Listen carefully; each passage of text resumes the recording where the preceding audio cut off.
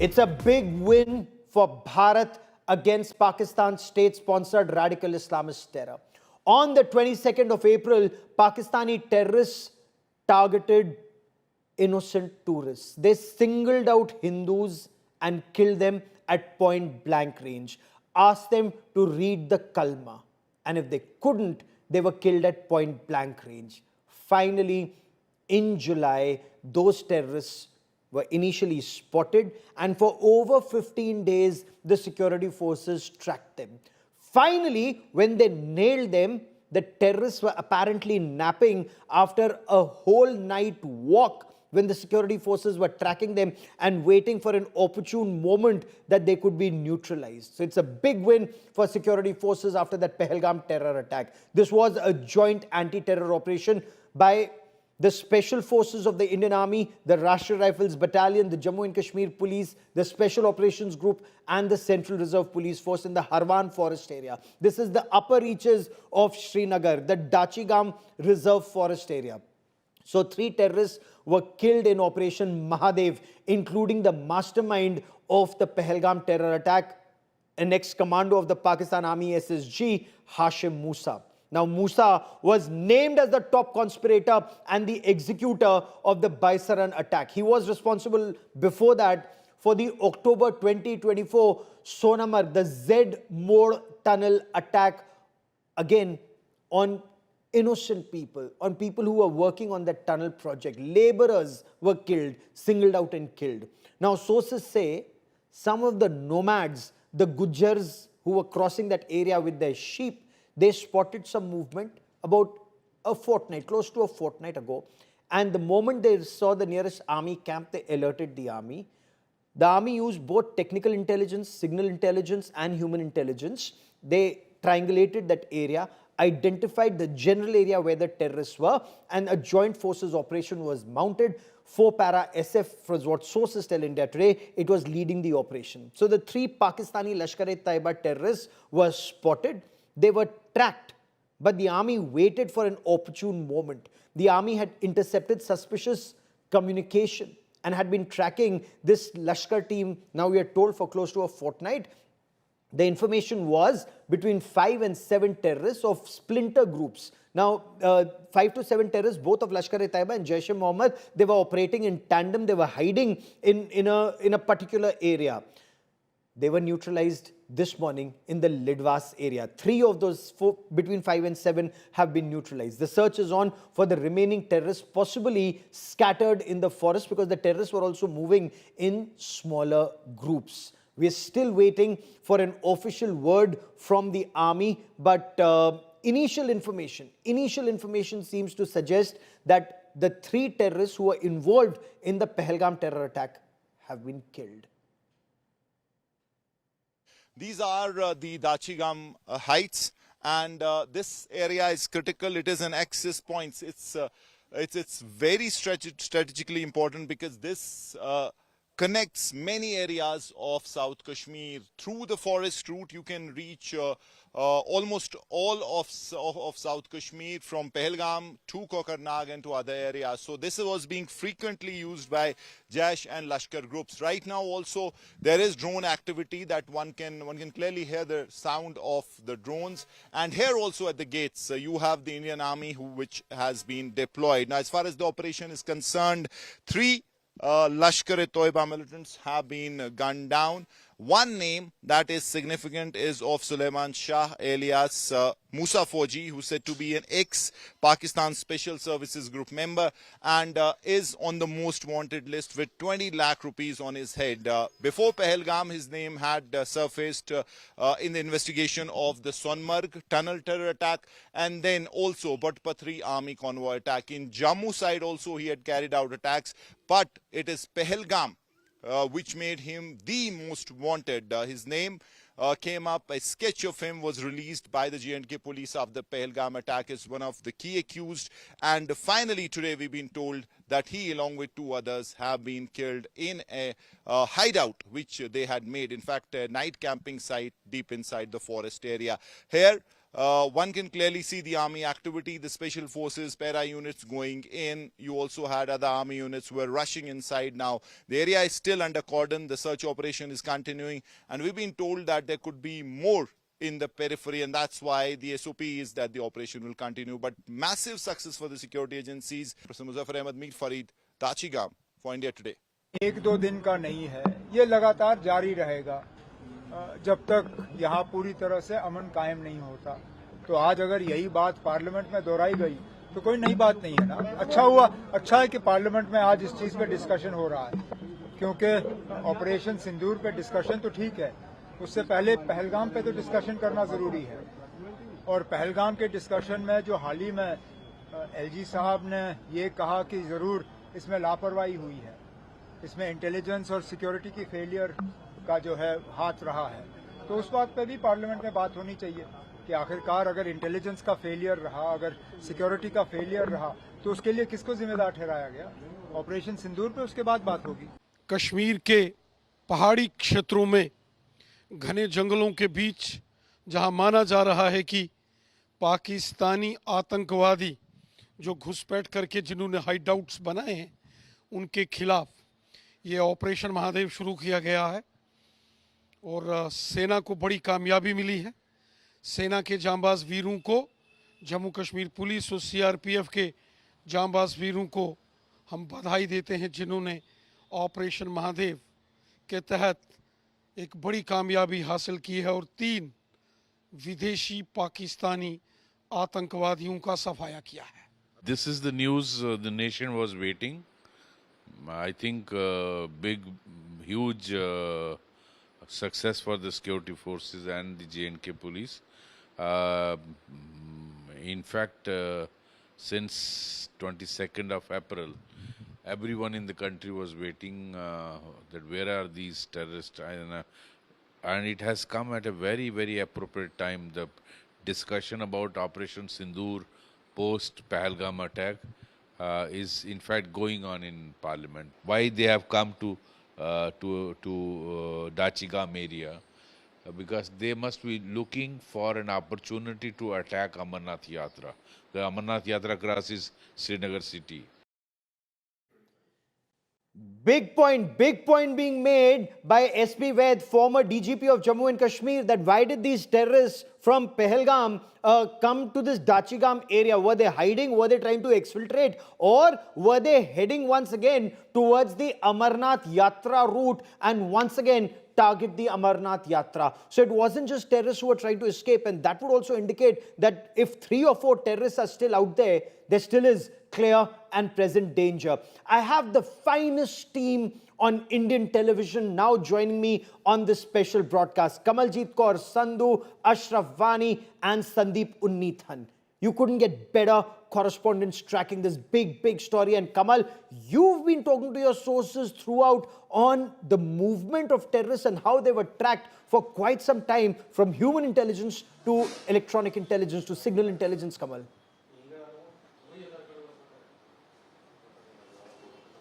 Well, yes, this is a combination of both human intelligence, because the nomads did confirm to the security forces that there is movement of terrorists based on which operations were launched. But remember, there's also the small communication device, a Chinese device, which was used during the Baisaran attack by the Pahalgam attackers.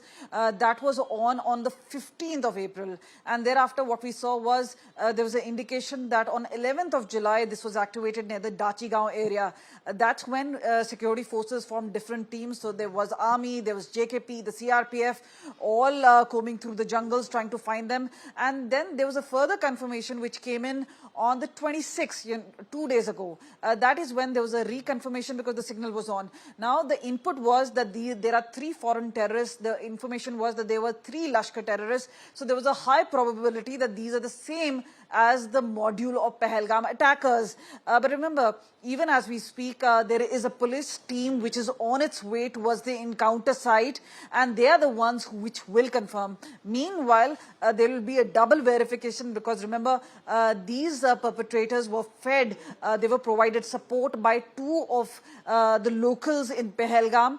They would eventually also be called in. But yes, in terms of identification, at least one of them seems to be resemble Hashim Musa, based on which there's an early confirmation coming in that this is the perpetrator. But remember, a final official confirmation is still awaited on that. And what is important and significant is who are the other two. Yes. They have been looking like Yasir and Haris, and what their roles are going to be. So all this is going to be very important. But yes, as far as the Operation Mahadev is concerned, now this is a clean operation, because even if you see the videos and look through the photographs, you can see very well that this was a precision strike.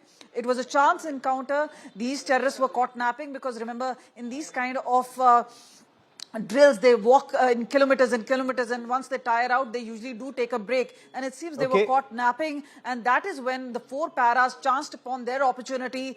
They struck at them. There was a massive fire, and even before they could reach out to the weapon, it seems they were neutralized. And that is why what you see is a little retaliation, either coming back or only even around the shrubs and the trees. But clearly, the operation itself is under scanner at this point of time, because remember, the confirmation of the identification is yet to be formally done. And remember, this could be a big success, and obviously the identification of the two others and whether they were involved in the Pahalgam attack as well. Stay with me, Kamal. Before I bring in Ashraf, let me also tell our viewers, Lieutenant General KJS Dhillon, former Kashmir Corps Commando, also joins us on this broadcast. And that big scoop that India Today's Kamaljeet Kaur Sandhu is getting India Today right now. It was the communication device. Let me get you the latest on that communication device that led the security forces to the perpetrators. The same communication device, that Chinese device that was used before the Baisaran incident, and then again recently in the past 2 days. This was a satellite phone active around the 11th of July. Not just that, human intelligence. Remember, when technical intelligence and human intelligence come together and they operate in tandem, that's when a confirmation actually comes in. So the Gujars with their sheep, as they were moving towards this area, they saw movement of terrorists and informed the security forces. Scoop number 4.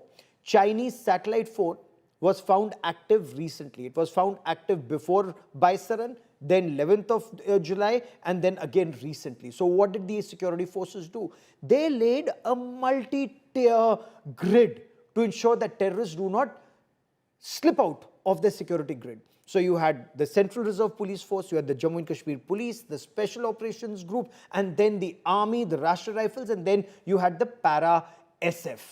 The terrorists, as Kamal was just reporting, the terrorists were actually found napping, literally caught napping. They apparently had walked through the night. That's the time security forces were tracking them. And just as they laid this tarpaulin and they were sleeping underneath the tarpaulin, the forces were lying in wait. They waited for an opportune moment and opened fire. The terrorists were killed in resting position.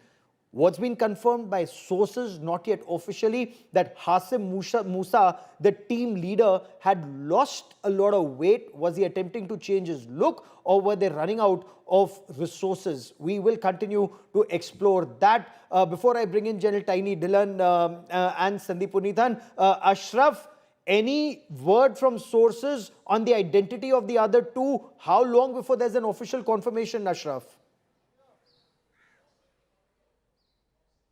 Yes, absolutely, Gaurav. Basically, everyone is waiting for the official confirmation, and even it was scheduled a press conference by the 15th Corps here in Srinagar, but that has been postponed due to some reasons. But probably the reason seems that the army wants us to get it cross-checked by the Jammu and Kashmir Police, because the most part of the intelligence inputs is being handled by the Jammu and Kashmir Police, and there are different branches and the sections in the Jammu and Kashmir Police, particularly Special Operation Group, which look after the other evidences of these terrorists that relates to the CCTV footages captured in the earlier encounters. But one thing is clear, why the biggest question, why Dachigam was opted by these terrorists to hide. On 22nd April, when Pahalgam terror attack took place, we on the India Today were first channel who said that probably these terrorists who carried out the heinous terror attack in the Baisaran Valley could be the same who have carried out the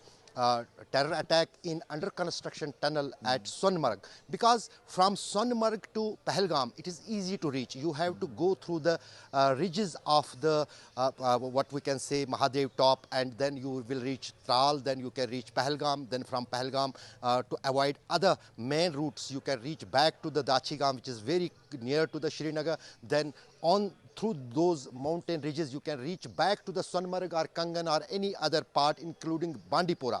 This is the track which is mostly being used by the terrorists in the recent times, including in the Kishtwar, Doda, Kutwa, everywhere we have seen this pattern, particularly by the TRF groups. They not only have changed the communication devices into the ultraphones, which are Chinese made, but also they are trying to avoid the human contact with the villagers, with the nomads, with their own sources and overground workers. That is why to catch them or to neutralize them was getting difficult, not only here in the Pahalgam, but also even we have seen in the Kishtwar and Doda.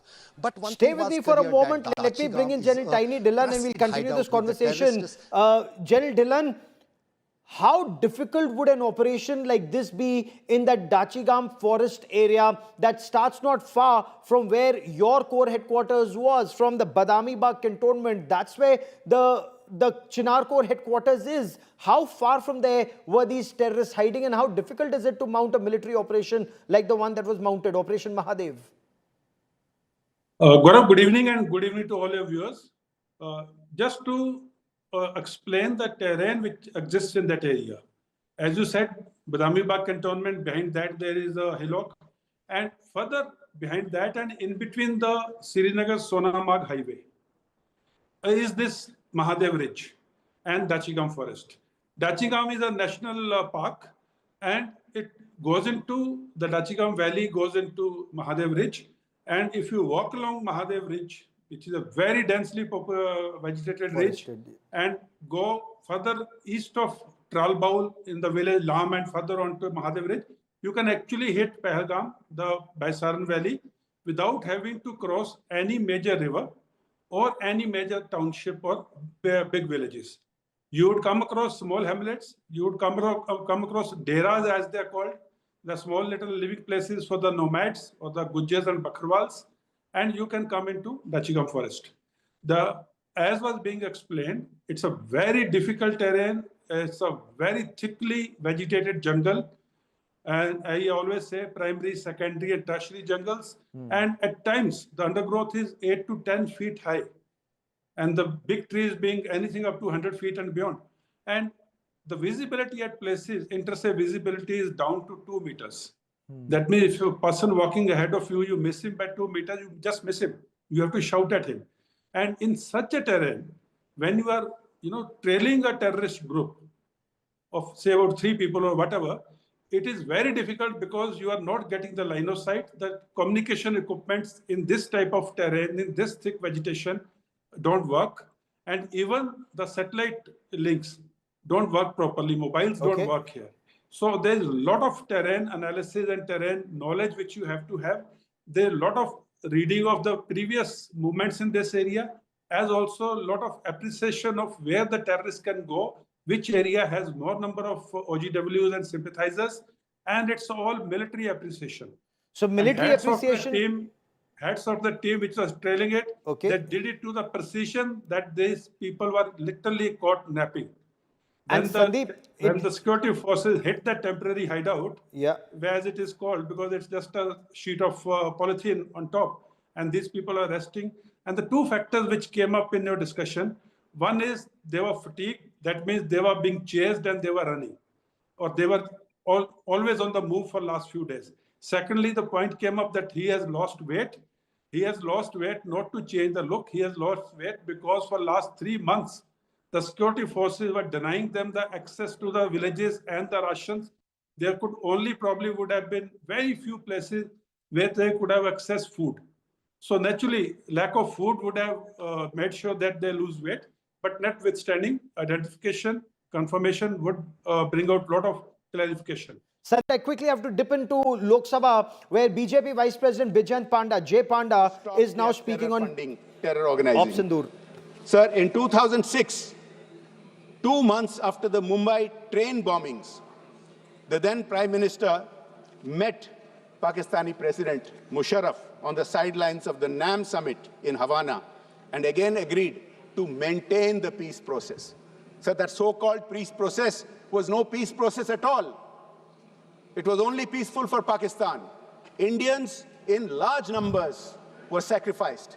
India was attacked repeatedly and large numbers of Indians were harmed and killed. Sir, worst of all, in 2009, within 8 months of the Mumbai terror attack, the then Prime Minister met his Pakistani counterpart at Sharm el-Sheikh in Egypt and agreed to again continue the cooperation with Pakistan. This for a country that for 78 years has been attacking India ceaselessly. Our approach in the past was only to cooperate, only to talk, not to retaliate, not to teach them a lesson. Sir, the worst part of this at Sharm el-Sheikh was a reference to Balochistan, which can be interpreted as if India and Pakistan are equated, as if India does similar things to Pakistan, whereas the issues are entirely different. There are no terror camps in India training terrorists and sending them to Balochistan. There is no equation at all. There is no comparison at all. And yet, our government of the day had no compunction in granting such a hyphenation with Pakistan. Sir, this can go on and on. There are many, many different such examples, and I will come to some of them. Sir, one question has been raised as to whether there was pressure on India to conclude the hostilities. There was absolutely no pressure on India. This has been pointed out again and again. Sir, any country can call and make suggestions. Anybody can do that. We as members of parliament can call up our counterparts when they are in the midst of hostilities, and we can give them suggestions. That is not how the hostilities ended. Sir, India has pointed out very, very clearly that this is a bilateral issue, and we have no intention of escalating. We would stop hostilities if Pakistan requested.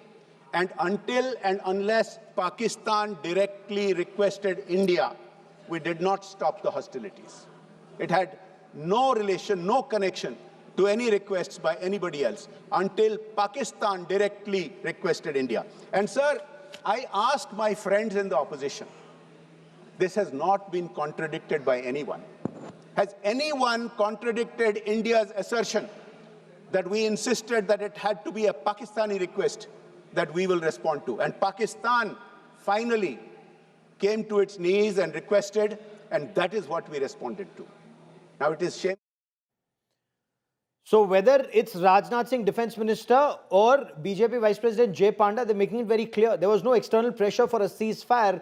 India had a stated position. India doesn't want to escalate. Let Pakistan seek ceasefire. We will have a ceasefire. And the government is saying it's a temporary pause. If there's a terror attack, Pakistan will be targeted once again. I want to once again come back to the Baisaran operations and Operation Mahadev.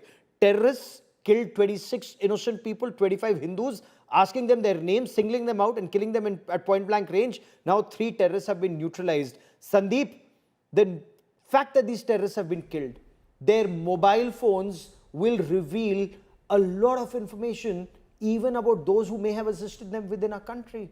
Absolutely, Gaurav. This is an intelligence windfall for the security forces, and it's a 3-month-long manhunt that's ended today with these bodies being recovered. And of course, we're looking at all of the equipment that they were carrying. They were, I can see a lot of rifle grenades over there, GP25 rifle grenades, point to them being very heavily armed. 2 AK-47s were recovered, 1 M4 rifle was recovered. There are talks of them using the Chinese Huawei satellite phones linked to the Baidu constellation, which is how they were possibly navigating and communicating with their handlers. And also, Gaurav, there is also that very damning indictment by the eyewitnesses to the Baisaran massacre, where they said that these terrorists were wearing body cams, and they were actually videoing all of the victims as they were gunning them down, possibly to use as some kind of propaganda material. So it's very important we recover all of this and know the identity of all the people who helped them, not just in India but also across the border.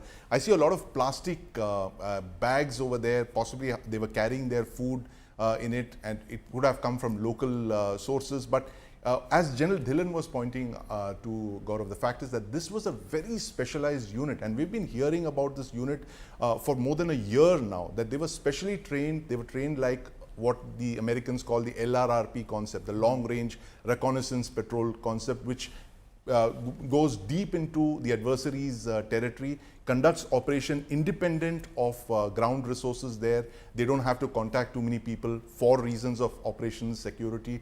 They carry out the mission and then they remain undercover. This is exactly the model that these three terrorists seem to have followed, which is to remain under deep cover in the forests as we are seeing right now. And one thing, Gaurav, that I noticed as these images were flashing is that that the way that the tent was tied, you know, the tarpaulin was tied, I remember seeing it somewhere, and I went to my copy of the US Army Jungle Warfare Field Manual FM 90-5.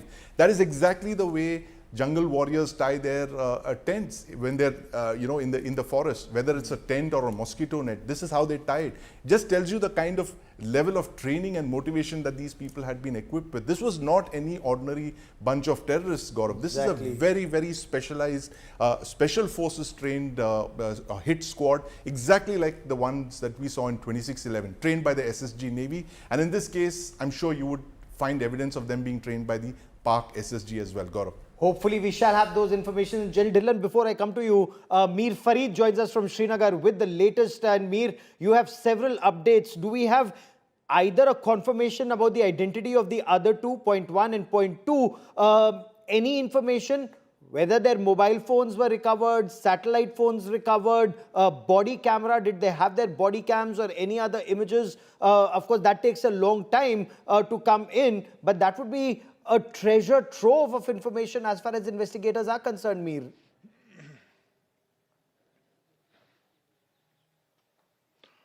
Yes, Gaurav. Any material, equipment, any kind of stuff that they get from these hideouts is always very important for the security agencies. One, obviously, for intelligence purposes, and also the modus operandi. They get to know how they're operating of late. And in this case, this is the Dachigam. In fact, I'm outside the Dachigam forest area, the sanctuary. And from the last at least 15-20 days, it was made out of bound for civilians. So quite clearly, something was cooking. And the army had taken it over. So that tells you that they were after them. There was precise intel. But this is a very complicated area. This is a dense jungle forest area, thick foliage, lot of space to hide and to evade the security forces. And that's why they have been using this strategically also. This is a center point. You can access many areas of South Kashmir simply following the forest route. And one of the commanders of Lashkar, Suleiman, Fauji also, as he's known, because he was one of the retired personnel of Special Services Group. He was not only involved in this attack, but they say that previously at least three more such attacks, he was the mastermind. Now, again, officially, nothing from the army, from the police. They're tight-lipped, no confirmation or connection with the Pahalgam angle. But our sources say that there's 80% probability that at least one of the three is directly linked with Pahalgam attack. And right now, though all the evidence and all the eyewitness accounts of the Pahalgam attack, the people who were arrested by the NIA, they may also identify them, and they're trying to be sure shot before announcing it. But as of now, stay with me. Let me bring in General Dhillon once again into this conversation. General Dhillon, the mobile cameras, the body cams, the ammunition, the weapons that they were carrying, and other associated warlike stores. What kind of information will the security forces be able to glean from what the terrorists had, and how can that help in future operations? Gaurav, the type of information that we have received information which is available as of now indicates, this is what you call that battle indicators. They indicate what type of a group it was. They had specialized weapons, they had specialized equipment, including, as Kamaljeet ma'am was telling, that satellite phone. They had M4 rifle, and they had a lot of material to survive in jungle. So all these indicate they were trained subgroup, they were trained group, and they were a special group. When I say special group, the normal terrorists who roam around the jungles of Kashmir depend on the local villages or local, deras for their day-to-day food. And only the people whom you don't want to be seen by any civilian so that they don't get the information leaked are the people who are given this type of special equipment. And now that they were killed while they were resting, so they wouldn't have had time to erase a lot of things, or do away with a lot of documents or technical information which will be found on the gadgets. So the security forces, security agencies will analyze all those things. They are analyzed at local level and then at a very, very high level in Delhi by the very sophisticated forensics teams. So the lot of information will come out of it, which will also be used for future operations, as also to prove their connection with whatever operations they have carried out so far, or whatever attacks they have carried out so far. So as you use the word treasure trove, yes, it will be a big treasure trove if we are able to get those gadgets. And those gadgets, as per my experience, as of now, the way the encounter has happened, I don't think they would have got time to erase anything. So it's a big Kamal was success, reporting, and let's wait and watch. And I think more and more will emerge from this.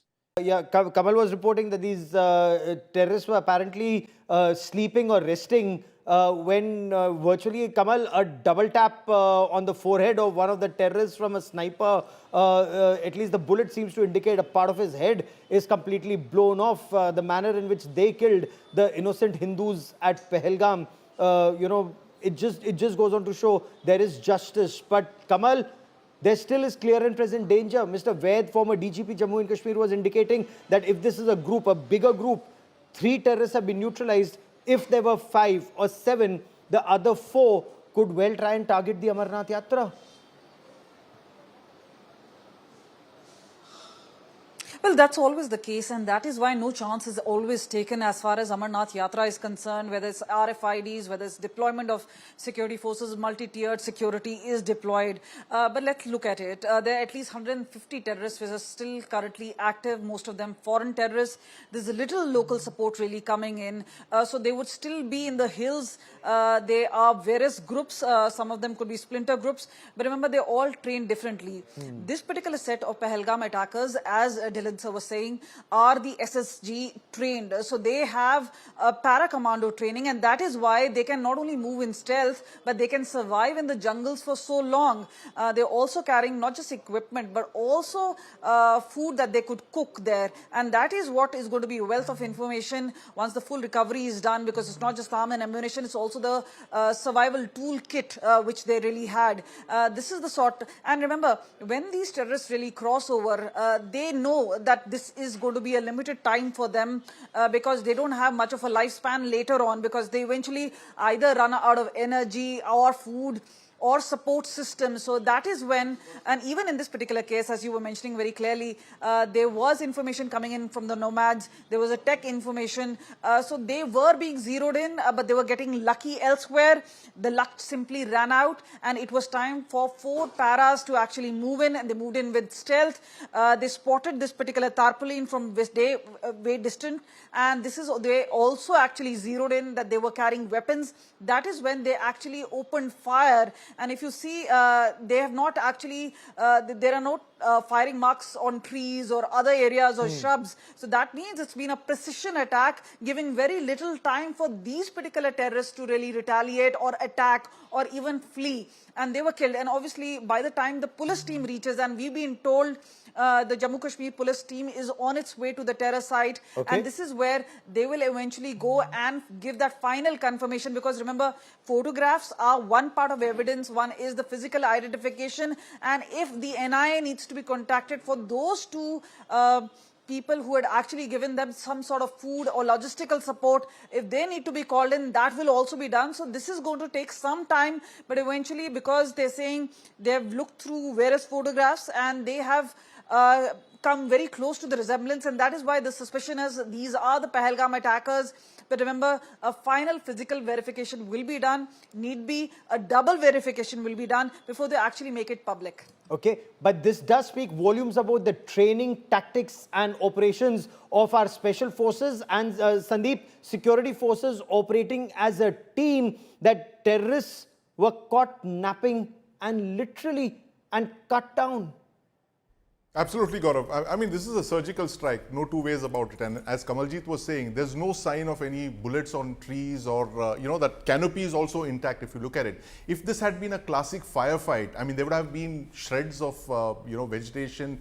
That canopy would not have been in the condition that it was. And as you pointed out, Gaurav, there's a double tap on one of the terrorists' heads. That's Musa. And this is possibly he was taken out from a long range by a sniper rifle. And that kind of expertise only exists with the special forces, the Paras SF of the Indian Army. And it's very clear that they didn't want to take any chances. And they closed in on these terrorists while they were in their hideout. And that's when they struck, and they struck with precision, with lethality, while these people were completely off guard. And as you said, Gaurav, justice for Pahalgam seems to have been served. And as Raksha Mantri Rajnath Singh said in Parliament, Shathe Shatyam Samacharet, that you deal with the enemy the way the enemy deals with you. No mercy when it comes to dealing with radical Islamist terrorists. Mir, keep tracking that story. I will come back to you for more. In a while from now, we are told security forces will give out more details moment there's a confirmation. General Dhillon, Kamal, Sandeep, many thanks for joining me. Pakistan pleaded for a ceasefire after Indian Air Force struck multiple Pakistani air bases, radars and Indian missiles successfully targeted Pakistan. Details given out by Raksha Mantri Rajnath Singh on India's Operation SIndoor. He also gave details about how he claimed previous governments were soft on Pakistan's state-sponsored radical Islamist terror and that emboldened terrorists. Rajnath Singh highlighted how terrorists sought to know the religion of the tourists and then kill them at point-blank range. He highlighted how India initially hit only terror hubs in Pakistan and told Pakistan that these were non-escalatory strikes. India did not want to escalate, but when Pakistan attempted to target military installations, India hit back and hard. Gaurav Gogoi responded to Rajnath Singh saying, when you say you did not want to take territory, why not? This was the best time to take back Pakistan-occupied Kashmir. Why didn't you? Why did you target only terrorists and not the Pakistani military initially? He referred to statements made by Chief of Defence Staff at the Shangri-La dialogue saying, why is it that information was given out overseas first and not India first? Listen in. 10 मई की सुबह सुबह जब भारतीय वायुसेना ने पाकिस्तान की multiple airfields पर करारा प्रहार किया तो पाकिस्तान ने हार मान ली और हॉस्टिलिटी रोकने की उन्होंने पेशकश की। यह पेशकश इस कैबिनेट के साथ स्वीकार की गई हम लोगों के द्वारा कि यह ऑपरेशन केवल पाज किया गया है, स्थगित किया गया है। यह ऑपरेशन समाप्त नहीं हुआ है अध्यक्ष महोदय। अगर पाकिस्तान की ओर से भविष्य में कोई भी मिस एडवेंचर हुआ तो यह ऑपरेशन अध्यक्ष महोदय मैं सदन को आश्वस्त करना चाहता हूं दोबारा प्रारंभ हो। अध्यक्ष महोदय 7 मई 2025 को रात्रि 1:05 भारतीय सशस्त्र बलों ने ऑपरेशन सिंदूर प्रारंभ किया, जिसमें पाकिस्तान और पाक ऑक्युपाइड कश्मीर में भारत के खिलाफ आतंकी गतिविधियों से जुड़े 9 स्थानों को निशाना बनाया गया। इसमें पीओके के मुजफ्फराबाद में सवाई नाला और सैयदना बिलाल कैंप, कोटली में मस्जिद अब्बास व मसबर रहील शाहिद कैंप, कोटली में गुलपुर कैंप, भिम्बर में बरनाला कैंप, कोटली में अब्बास कैंप और पाकिस्तान के पंजाब प्रांत में बहावलपुर, मुहिदके और सरजाल और मेहमुना जोया शामिल थे। इनमें से 7 आतंकी शिविरों को भारतीय सेना ने पूरी तरह से नष्ट कर दिया। जबकि भारतीय वायुसेना ने मुरीदके और बहावलपुर को नेस्त नाबूद किया, जो लश्कर-ए-तोयबा और जैसे मोहम्मद के केंद्र हैं। पूरा ऑपरेशन मात्र, अध्यक्ष महोदय, जानकर पूरे सदन को प्रसन्नता होगी कि विद इन 22 मिनट्स पूरा ऑपरेशन समाप्त हो गया और हमने आतंकवादियों को उनके घर में घुसकर मारा। सशस्त्र बलों ने हमारी माताओं और बहनों के सिंदूर का बदला लिया और प्रत्येक भारतीय इस भावना से ओत-प्रोत हो गया। अध्यक्ष महोदय, मैं चाहूंगा कि पूरा सदन एक बार हमारे सेना के बहादुर जवानों के शौर्य और पराक्रम का। अध्यक्ष महोदय, यह सिंदूर की लाली शौर्य की कहानी है। यह सिंदूर की लाली शौर्य की कहानी है, भारत के मस्तक पर वीरता की निशानी है। अध्यक्ष महोदय, सेनाओं ने अंधेरी रात होने के बावजूद हमले की सफलता के स्पष्ट एविडेंस भी जुटाए हैं, साक्ष्य है हमारे पास। अध्यक्ष महोदय, हमले के कुछ ही घंटों के भीतर एक प्रेस रिलीज और मीडिया ब्रीफिंग के माध्यम से इन्हें जनता की जानकारी के लिए जारी कर दिया गया था। मुझे यह पुष्टि करते हुए गौरव की अनुभूति हो रही है कि सशस्त्र बल अपने सभी मिशन ऑब्जेक्टिव्स को पूरा करने में पूरी तरह से सक्षम रहे और साथ ही कामयाब रहे। अध्यक्ष महोदय, 7 मई 2025 को हमले माने 1:35 के तुरंत बाद भारतीय डीजीएमओ ने हॉटलाइन संदेश के माध्यम से पाकिस्तान के डीजीएमओ यानी डायरेक्टर जनरल मिलिट्री ऑपरेशन से संपर्क किया और टेरर इंफ्रास्ट्रक्चर के खिलाफ हमारे हमले के रेशनल और मेथोडोलॉजी के बारे में पूरी जानकारी दी और यह तथ्य भी बताया ये हमले एस्केलेटरी नेचर वाले नहीं थे, माने इसको हम आगे नहीं बढ़ाना चाहते। जिन मुहि मारा तीन मुहि मारे। अध्यक्ष महोदय, इस प्रकार प्रभु हनुमान ने लंका में अपनी रणनीति बनाई थी, उसी प्रकार हमने भी उन्हीं को निशाना बनाया जिन्होंने हमें नुकसान पहुंचाया था।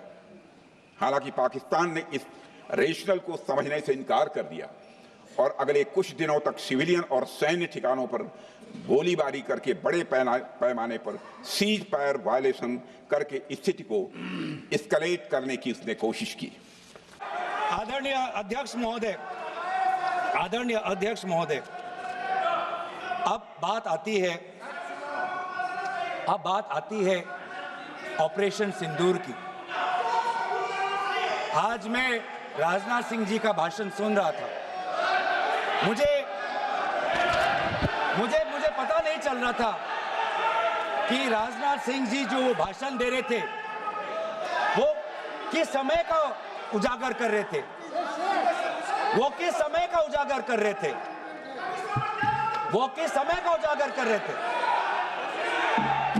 क्या वो 2016 के बाद क्या उन्होंने ये नहीं कहा कि हम घुस के मारेंगे और पाकिस्तान को आज वो उनका जो भी टेररिस्ट इंफ्रास्ट्रक्चर है उसको खत्म कर देंगे? वही बातें तब की, वही बातें पुलवामा की बात की कि पुलवामा के बाद आज हमारे लड़ाकू जहाज अब गए हैं, अब पाकिस्तान अब कभी भी भारत पर उंगली नहीं दिखा सकता। और उसके बाद आज दोबारा वही बातें कर रहे हैं, कि हम घुस के मारे, हमने ये किया, फलाना किया। और ये अब भी कह रहे हैं कि ऑपरेशन सिंदूर कंप्लीट नहीं हुआ, अधूरा है, क्योंकि कल को जाके दोबारा पाकिस्तान कर सकता है। ये खुद कह रहे हैं